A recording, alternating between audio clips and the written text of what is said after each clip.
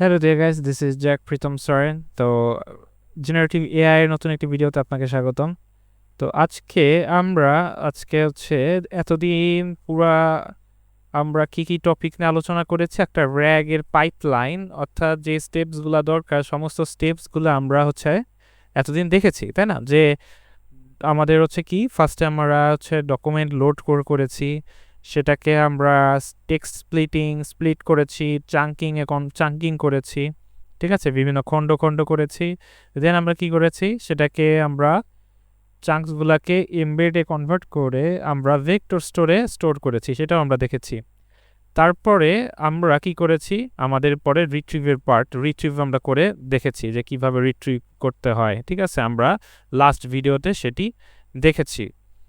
তো আজকে আমরা আমাদের এই ভিডিওতে আমরা যেটা দেখব সেটা হচ্ছে যে আমরা কিভাবে একটা র্যাগের একটা সিস্টেম তৈরি করতে পারি, ঠিক আছে। তো র্যাগ একটা সিস্টেম কিভাবে আমরা দাঁড় করতে পারি, এটা খুবই বেসিক লেভেলের র্যাগ হবে, ঠিক আছে। তো বেসিক লেভেলে আপনি কিভাবে একটা র্যাগ সিস্টেম তৈরি করতে পারেন, এবং সেটা হবে আপনি পিডিএফ আপলোড করে সেটি হচ্ছে করতে পারেন, অথবা আপনি পিডিএফ দিয়েও করতে পারেন, অথবা টেক্সট আপনি হচ্ছে কোনো ফাইল দিয়েও করতে পারেন, এটা আপনার ইচ্ছা, ঠিক আছে। তো আমরা আজকে যে র্যাগ সিস্টেমটা তৈরি করবো সেটা হচ্ছে পিডিএফের দিয়ে হবে, ঠিক আছে।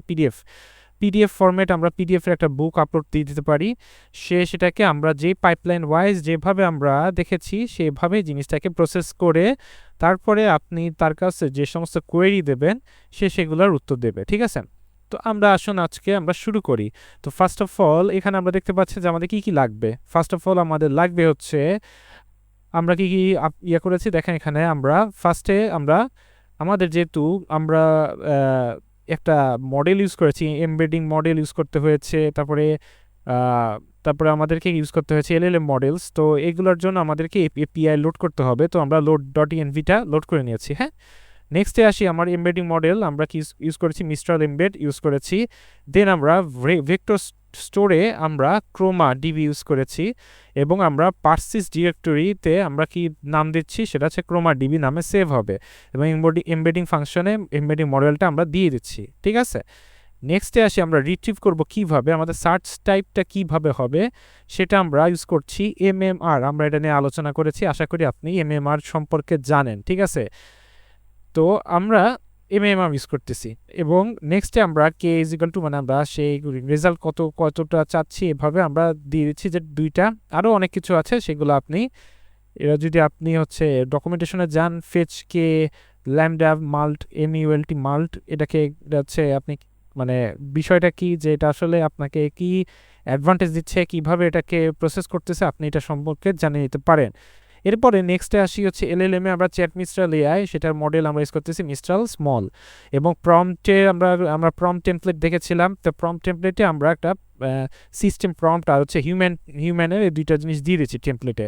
তো এখানে কিছু আমরা খুবই সিম্পলভাবে এখানে বলে দিয়েছি যে you are helpful AI assistant that answer questions based on, মানে আমরা যেই ইউজার প্রোভাইড করবে যে জিনিসটা সেই অনুযায়ী সে রেজাল্ট দেবে, ঠিক আছে। এবং নেক্সটে আসি হচ্ছে আমি হচ্ছে র্যাগ এটা প্রিন্ট করেছি, 0 দিলে এক্সিট হবে। তো এরপরে আমরা লুপ চালিয়েছি, এবং লুপ সবসময় চলতে থাকবে যতক্ষণ না আপনি ম্যানুয়ালি সেটাকে অফ করেন, ঠিক আছে। তো কোয়েরিতে আমরা হচ্ছে একটা ইনপুট নিচ্ছি, এবং 0 দিলে আমরা কি সেটাকে ব্রেক করে দিচ্ছি, লুপটা ভেঙে যাবে, অর্থাৎ আপনার এটা রান করা অফ করে দেবে। এরপরে আমরা কি করতেছি, রিট্রিভ থেকে আমরা কোয়েরিটাকে ইনভোক করতেছি, ঠিক আছে। আমরা যে কোয়েরিটা নিচ্ছি সেটাকে আমরা ইনভোক করতেছি। নেক্সটে আমরা কনটেক্সটকে আমরা বিভিন্নভাবে সেটাকে ডেটা প্রসেস করার জন্য আমরা বিভিন্নভাবে সেটাকে ফরম্যাটিং করে নিচ্ছি, সেটার জন্য জয়েন দিয়ে যেভাবে আমরা করার দরকার সেভাবে করা হয়েছে। আপনি দেখতে পাচ্ছেন যে আমরা পেজ কন্টেন্টের আমরা সেটাকে নেওয়ার চেষ্টা করেছি। নেক্সটে আসি হচ্ছে আমার ফাইনাল প্রম্পটে আমরা প্রম্পটটাকে ইনভোক করেছি, ইনভোক করার পরে আমরা কনটেক্সটটাকে নিয়েছি, এবং কোয়েশ্চেন হচ্ছে আমরা কোয়েরি নিয়েছি। তো ফাইনাল প্রম্পট, যেহেতু আমরা এই প্রম্পটটাকে আমরা পাঠিয়ে দেবো, ঠিক আছে, আমাদের এলএলএমকে ইনভোক করার সময়। তো রেসপন্সে আমরা এলএলএম ইনভোক করেছি এবং ফাইনাল প্রম্পটটাকে পাঠিয়ে দিয়েছি, এটা এইভাবে এটার ভিতরে কাজ করবে। হ্যাঁ, তো এটা পাঠানোর পরে আমার কি হবে, এবার হচ্ছে আমার সেই রেসপন্সটাকে সে প্রিন্ট করে দেবে।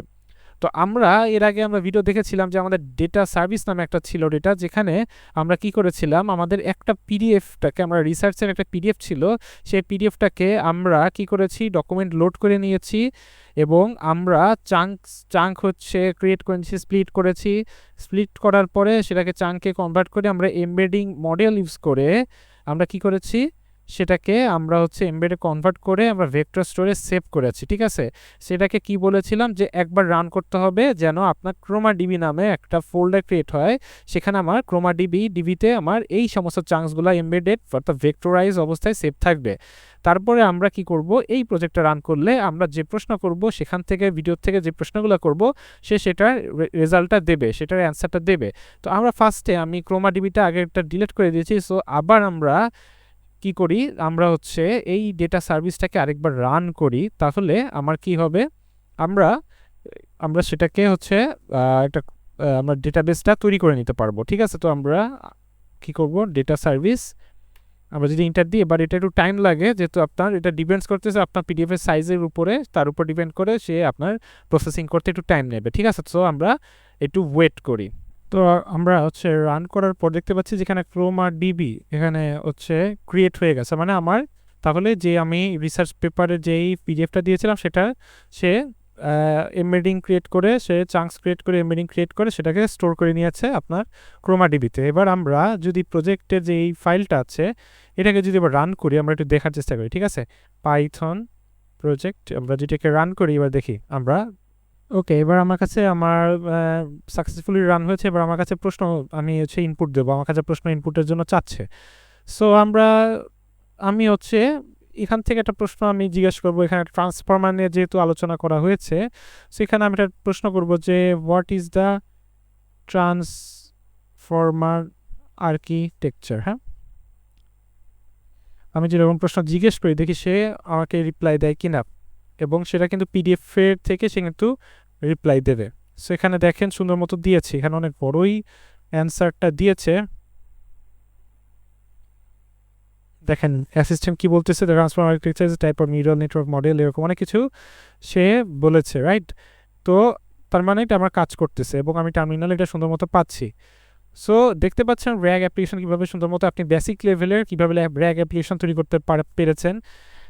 এবং এরপর আমার কাজ হচ্ছে, যেহেতু আমি এতদিন আগেরগুলোতে আমি দেখিয়েছি যে নর্মালভাবে আপনি কিভাবে বেসিকভাবে আপনি ইউআইটা ক্রিয়েট করতে পারেন, তো আজকের ভিডিওতে আপনি ইউআই ক্রিয়েট করাটা আপনি হচ্ছে করে নেবেন যেভাবে, যে সিস্টেমে আমি আপনাদেরকে বলেছিলাম। সেটা কি, যে আপনি হচ্ছে চ্যাটজিপিটি, জেমিনাই অথবা আপনি ক্লাউড ইউজ করে আপনি ইউআইটা তৈরি করতে পারেন স্ট্রিমলিট ইউজ করে। ঠিক আছে, স্ট্রিমলিটের মাধ্যমে আপনি বেসিক লেভেলে একটা ইউআই তৈরি করে নিতে পারেন। ঠিক আছে, তাহলে আপনি কি বলবেন, আপনি হচ্ছে হয়তো চ্যাটজিপিটির যে আপনি হচ্ছে দুটো জিনিস দেবেন, সেটা হচ্ছে একটা ডেটা সার্ভিসটা দিয়ে দিবেন, আর হয়তো আপনি যে প্রজেক্টের এই কোডটা আপনি দিয়ে দেবেন। ঠিক আছে, দেওয়ার পরে আপনি বলবেন যে সেটা বেসিক একটা ইউআই তৈরি করে দিতে। কিন্তু এবার আপনি একটু একটা এক্সট্রা জিনিস করতে পারেন, সেটা কি, যেটা আমি ইমপ্লিমেন্ট করে নিয়েছি, সেটা হচ্ছে যে ইউজার তার সাইট থেকে সে হচ্ছে পিডিএফ দিয়ে দিল, আপলোড করার একটা অপশন থাকবে, সেখানে সে নিজের পিডিএফটা দেবে, তারপরে সেটা সে ব্যবহার করে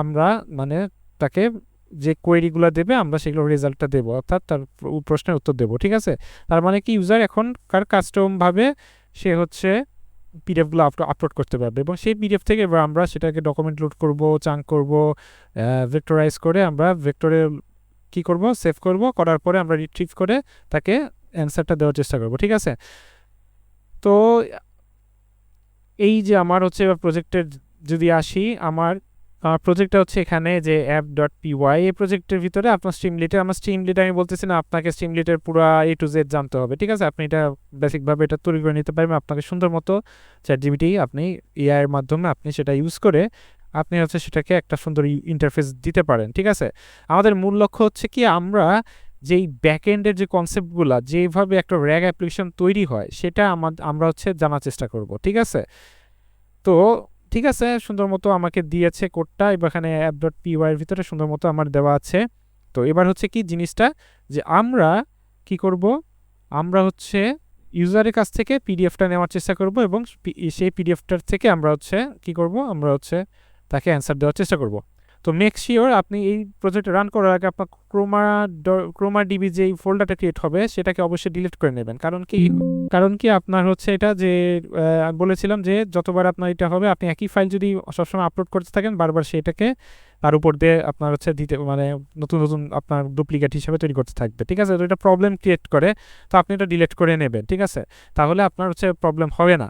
আর যদি থাকে অনেক সময় ক্র্যাশ করতেও পারে, হয়তো বা আপনার একটা রান হইতেও পারে, ঠিক আছে। তো ওইগুলোর সলিউশন অবশ্যই আছে, বাট আমরা আপাতত ক্রোমা ডিবিটা ডিলিট করে নিই। তো ক্রোমা ডিবিটা ডিলিট করে নিলাম। এখানে আপলোডসের মধ্যে দেখবেন যে আপনার ইউজার কাস্টমভাবে যে পিডিএফগুলো সে দেবে সে এখানে সেভ করে নেবেন এবং সেটার থেকে সে পরবর্তী যে সমস্ত প্রসেসগুলো করা লাগে সেটা করে নেবে। তো এইবার আমরা স্ট্রিমলিটের আমরা যে ইউআইটা তৈরি করে নিয়েছি সেটাকে আমরা এবার দেখার চেষ্টা করব। তো স্ট্রিমলিট রান এবং আপনার হচ্ছে সেই স্ট্রিমলিটের যেই ফাইলটা আছে, মানে যে প্রজেক্টটা যেখানে আপনার যে পাইথনের যে ফাইলটাতে সেভ করা আছে সেটাকে আপনি দিয়ে দেবেন, ঠিক আছে। তো আমার app.py-তে সেভ করা আছে, তো এটাকে আমি রান করি এবার। তো দেখতে পাচ্ছেন যে আমার স্ট্রিমলিটের যে ইউআইটা সুন্দর মতোই করেছে। এখানে দেখেন আপলোডের অপশন আছে, প্রসেস ডকুমেন্ট, অর্থাৎ আপলোডের পরে আপনি প্রসেস ডকুমেন্ট ক্লিক করলে সে প্রসেস করা শুরু করবে, দেন আপনি এখানে প্রশ্ন জিজ্ঞেস করতে পারবেন, ঠিক আছে। তো আমরা হচ্ছে একটা পিডিএফ আপলোড করে দেখি তারপরে হচ্ছে বাকি কিছু কিভাবে কাজ করতেছে। তো আমি একটা সিস্টেম ডিজাইনের একটা পিডিএফ আপলোড করে দিচ্ছি এবং আমি যদি এখন প্রসেস ডকুমেন্টে ক্লিক করি তাহলে সে একটা প্রসেস করা শুরু করবে। তো দেখেন আমার এখানে একটা মেসেজ এসেছে, নলেজ বেস ক্রিয়েটেড সাকসেসফুলি। আমার সাকসেসফুলি আমি যে পিডিএফটা দিয়েছি সে সমস্ত প্রসেস ব্যাকএন্ডে যে প্রসেসগুলো দরকার র্যাগ সিস্টেমের জন্য সমস্ত কিছু সে করে ফেলেছে। এবার আমরা তাকে একটা প্রশ্ন করব এবং সে আমার পিডিএফের থেকে সে রিলেভেন্ট চাঙ্কস বের করে তারপর সে কিন্তু আমাকে অ্যান্সার ডেলিভার করবে, ঠিক আছে। তো আমরা একটু আমাদের পিডিএফে যাই এবং দেখার চেষ্টা করি কী আমরা একটু প্রশ্ন করতে পারি।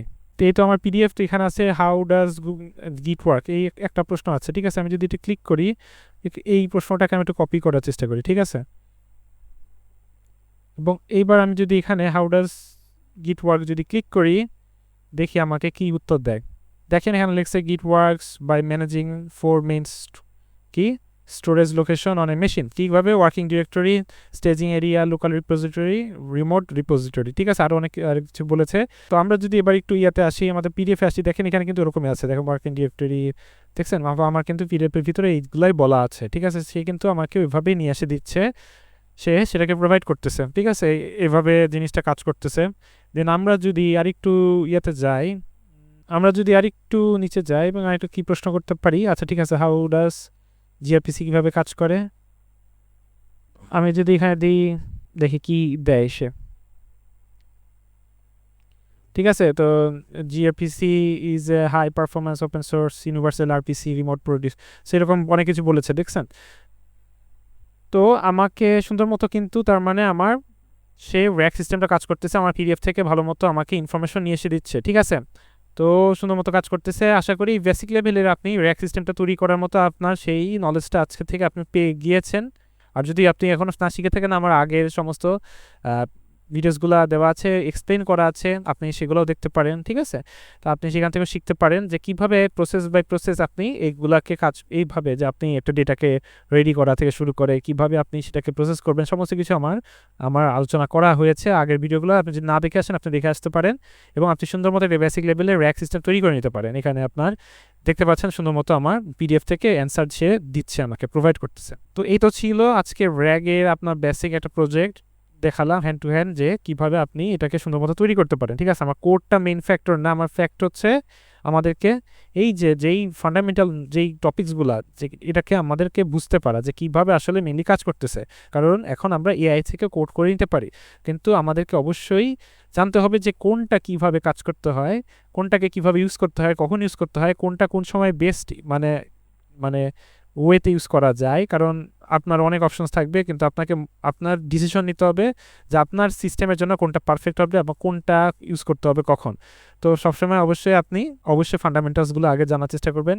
ল্যাংচেনের নিয়ে কাজ করার জন্য ল্যাংচেনের ডকুমেন্টেশন অবশ্যই ঘাটাবেন এবং সেখান থেকে আপনি হচ্ছে আরও জানার চেষ্টা করবেন, কারণ ল্যাংচেনের ডকুমেন্টেশন অনেক আপডেট হয় সো এটা থেকে আপনি যখন কোনো প্রবলেম ফেস করবেন অবশ্যই আপনি সেখান থেকে আগে দেখে নেবেন, ঠিক আছে? তারপরে এআইকে আপনি জিজ্ঞেস করতে পারেন, তাকে আপনি সেই ডকুমেন্টেশনের ইনফরমেশনগুলো প্রোভাইড করতে পারেন, তাহলে সুন্দর মতো আপনি সলিউশন পাবেন, ঠিক আছে?